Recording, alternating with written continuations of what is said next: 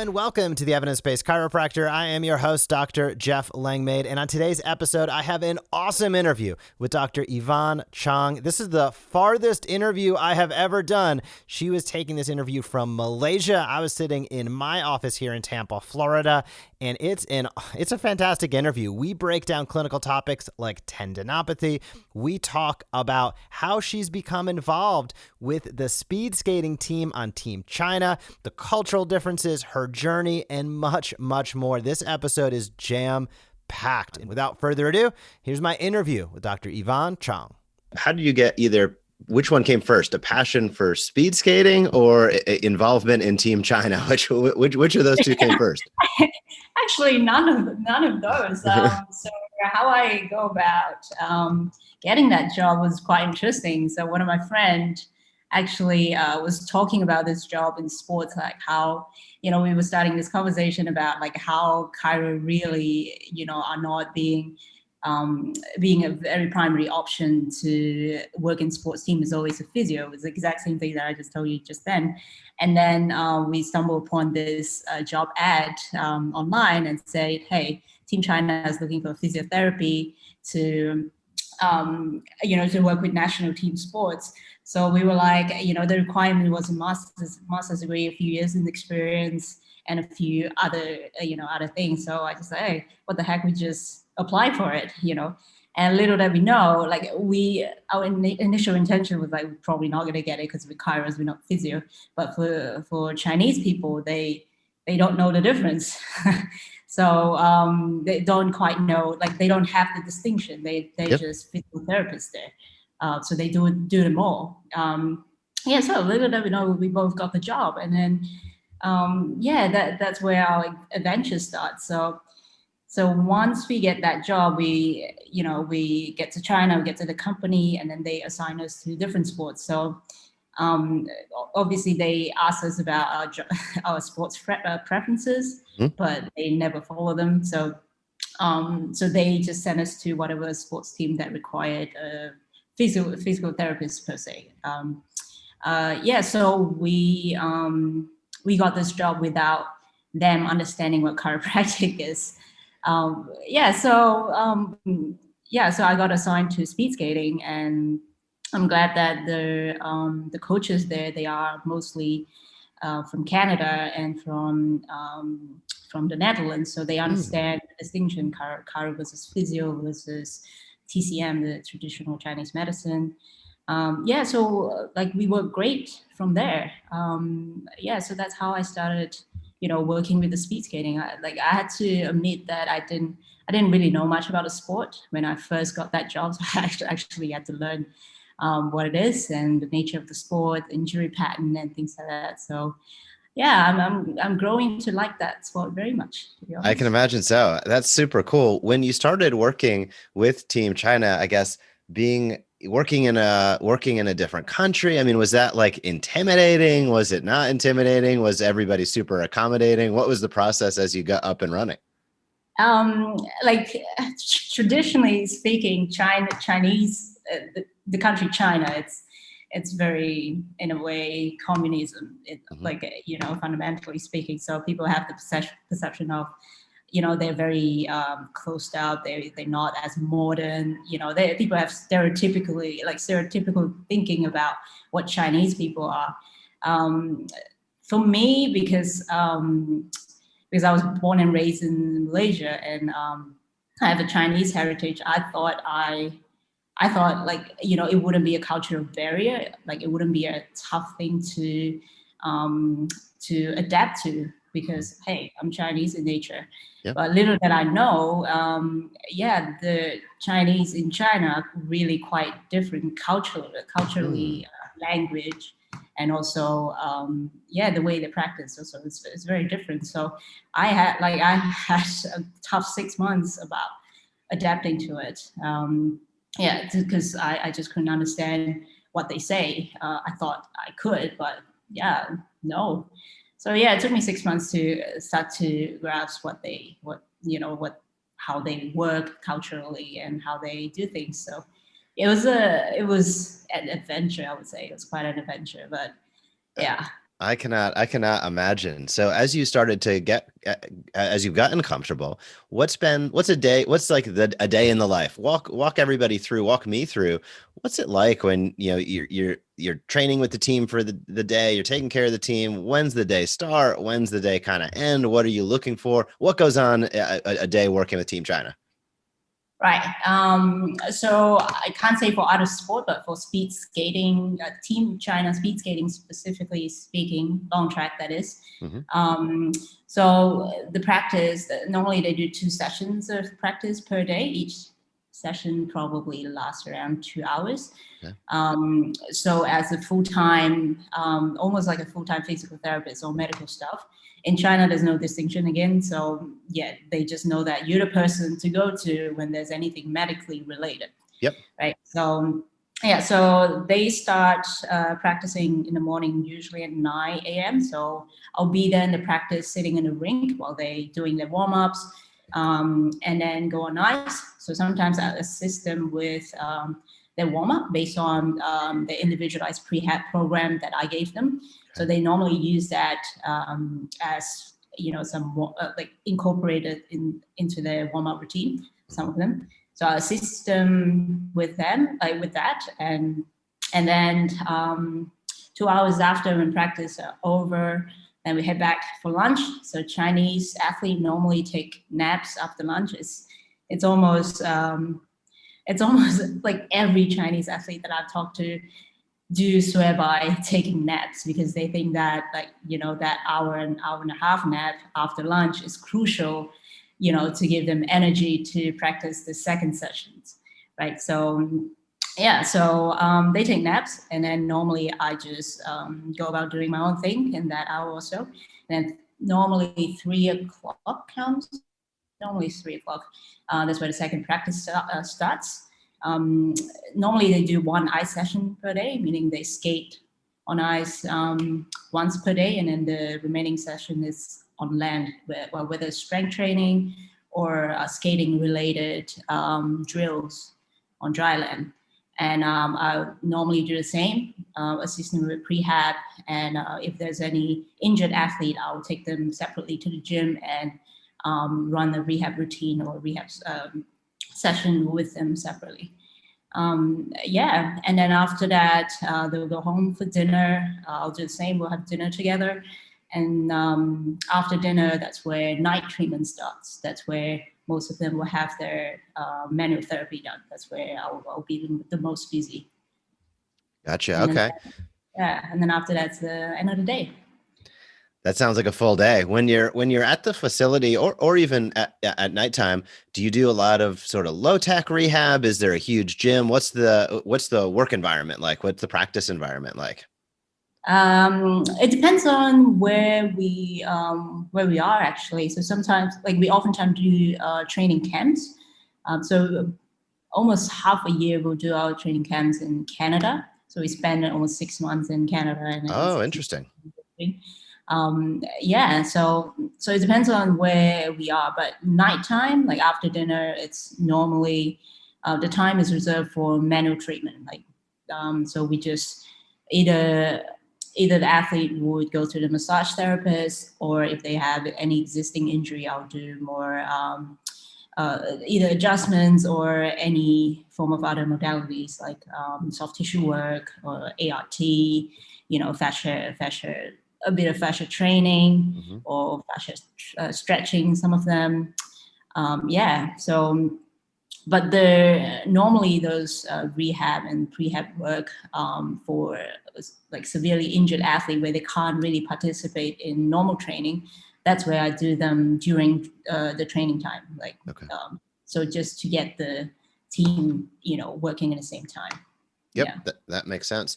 And what are some of the more common injuries and challenges that you see the athletes having? So for speed skating, for those that are not familiar with speed skating, so the athlete requires to be in a stoop position, so almost like a flex position for a long time. Okay. So their training involves obviously skating and also cycling. Cycling is a big part of a big part of training in speed skating, especially for those mid-distance. For shorter distance athlete, it's probably less common, but they still do. So you can imagine there's a big chunk of time that athletes spend in lumbar flexion, like a prolonged, sustained flexion. So for those athletes that do not have a good motor control, lumbar pelvic motor control, especially, I do see a lot of this pathology, whether it's this gouge or herniation or like just annual irritation.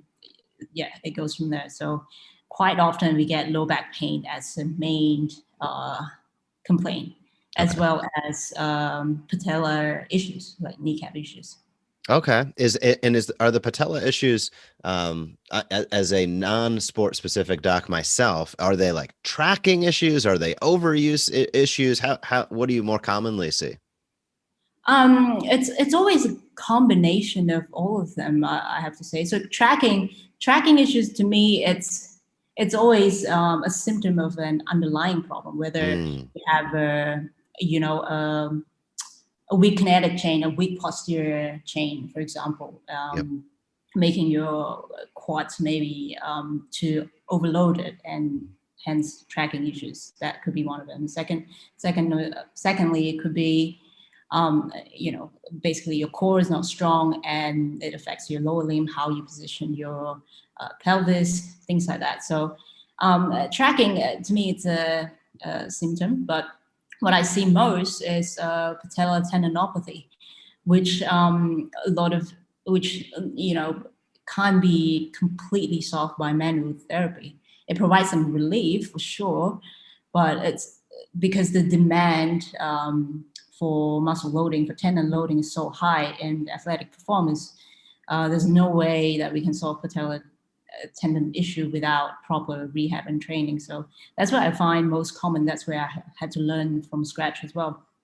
Initially I was struggling with getting a good outcomes with that, but after doing some research, reading, and asking the appropriate people, I do. I finally understand the issue a little bit more. So I'll say Patella tendinopathy, it's quite common, and also low back pain.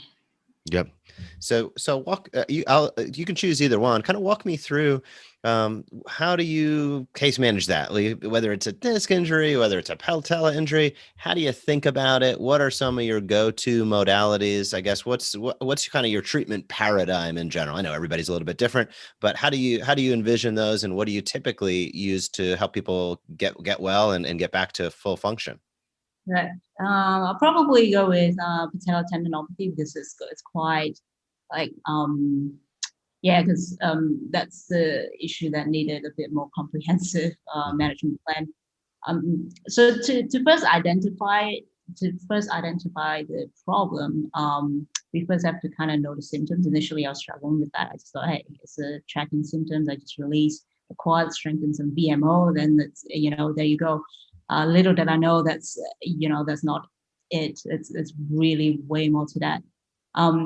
So first of all, we need to recognize the symptom. For me, it takes a while. So the symptom goes with, normally it's pain that creeps in with time. So initially when you start the activity, it's normally fine. And then after, say, a minute or two, that's where the pain intensifies. So for skaters, oftentimes they will complain about, hey, my knees just buckle after a minute of skating. I just like some of them had really pain, like high pain threshold. They just are like, there's no pain, but my knees just buckle, right? So normally with tendinopathy, it should present with some pain, right? But for skaters, some of the skaters, no pain. They just literally buckle, and you see them fall on ice. Interesting.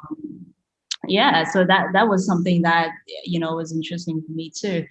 And and then you investigate. So initially we start with treatment, and it is when multiple treatment doesn't work, doesn't even give any change to the symptom. That's where we kind of go, okay, we gotta be a bit more specific to to the diagnosis. And normally when that happens, I'll start with a isometric training, the first phase of the rehab, I'll say. I'll normally start with isometric training because it has been proven to provide some analgesic effect. Now, although some of the skaters don't present with pain, but some still do, even though for those that doesn't present with pain, you can see after, a session of isometric, you can see them, hey, you can actually last, on ice for slightly longer. So for me, it's a good sign that, hey, you're responding to the stimulus that I'm giving you. So I'm going to keep on doing that until your ability to, flex on ice or, create a single leg knee flexion on ice increase. So I normally start with isometric because it's not creating too much. It's creating maximum muscular tension, but not creating too much compression on the joint, depending on how you position it, of course. And then when they responded to that, I'll slowly progress them to a heavy, slow, resistant training, sometimes involve eccentric loading. So from there, normally you can see their time on ice or their ability to handle loads start to increase. Then it is also for you an outcome measure. For me, it's an outcome measure that they're responding to the dosage that I'm giving them, because with loading, we kind of need to know how much to load and when to load. So for me, tendon, I normally load them heavy on one day, and then I'll give 1 or 2 days rest in between, just to maximize the collagen resynthesis. And then the third day I'll load them again, but maybe with slightly different movement pattern, but still loading the same tendon. That's how, in general, I will approach them. But with the issues of tendinopathy, what I'm trying to bring into attention is that we need to load them with weights for them to respond, or for them to at least increase their ability to tolerate load. Just by manual therapy in itself, sure, we can do spinal adjusting, SI adjusting, all the adjustment. Yes, it does. Like, we know that even from your podcast, like things that I've read or listened to your podcast, it has the ability to change cortical activity or improve sensory motor coordination. So that's also important in athletic performance. So I use my adjustment in that sense when it comes to treating Patella Tendinopathy. But the bulk of the treatment really comes down to how you load it and how often you load it, what you load it with. So yeah, so in the general sense, I would say that's how I treat Patella Tendinopathy. That's fantastic. Do you find that and that's an interesting point that I wouldn't have thought of first. So I thank you for sharing that. Do you normally see that the athletes that have that sort of tendinopathy, do they get back to 100% function and then they can sort of lay off the loading? Is it a chronic condition that it requires ongoing management? Is every athlete a little bit different? How have you seen that play out? So obviously every individual are different. Some of them presented with really chronic situation. So it comes down to cultural belief as well. So for some athletes, the way they were trained since young was that they were given this perception of pain is weakness. So you got to train until you can tolerate the pain. That's how you get stronger. There's this misinformation there, but it is in the culture. I won't say all, but I've encountered a few Chinese athletes, and most of them give me that feedback, and that's why some of them develop a really high pain threshold. I think it's attributed to those cultural reasons. Pain perception aside, every individual are different. So the most chronic cases, they still train. Some of them, they still train. This is when they were under their provincial team. They're not in the national team yet. Those people progressed to the national team once they did a selection competition, right? So they were very used to training in pain until to the point where they're okay with that. So some of them still training high, like a really high volume and high load, to the point, where sometimes they buckle. That's where they stop. But they never address the underlying issue and find out, hey, how I can be better and not buckle and fall on ice. Yep. They just think, I'll train, to the point where I can't. That's the best I can do.